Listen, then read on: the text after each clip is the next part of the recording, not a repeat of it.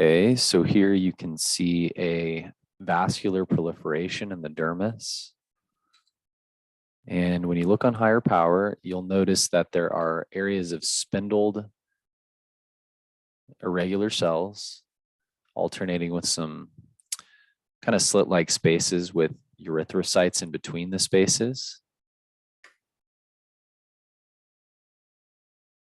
Just scrolling around a bit for you to see here. There's abundant spindled cells. There's some lymphocytes. There are some histiocytes, but for all intents and purposes, this is a vascular neoplasm composed of spindled cells with slit-like spaces in between. So when you see this pattern, you should be thinking about a nodular type Kaposi sarcoma. And you should be well aware that HHV-8 immunostain is available to help make the diagnosis.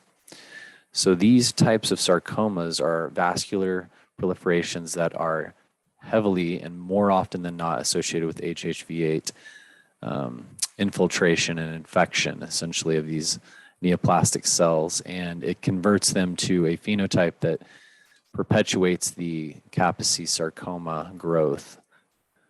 Here you can see one of the prominent features of Kaposi sarcoma, which is ingrowth of vascular structures into lumen of other vascular structures. So this is a special type of phenomenon that you can often see in Kaposi sarcoma. And you can often identify this promontory sign, as they call it, in the patch stage. So it can be pretty subtle.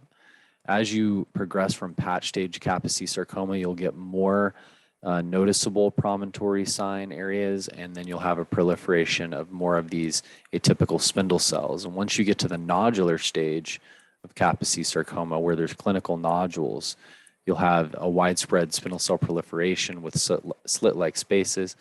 And this is all very consistent on this Hhvh staining for Kaposi sarcoma.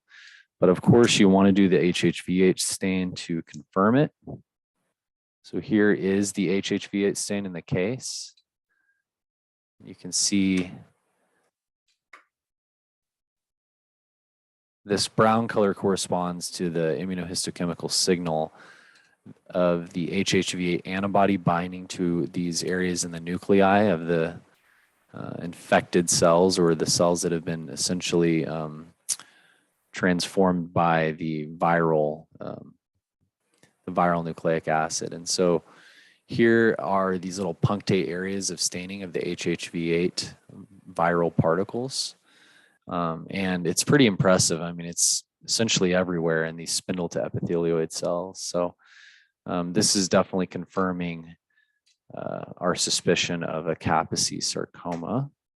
And just to show you how diffuse that staining is throughout the lesion and the bulk of the section here. And if you were to stain other vascular proliferations that look similar, 99% of the time, essentially, they're going to be negative for Hhv-8. So this all fits with Kaposi sarcoma.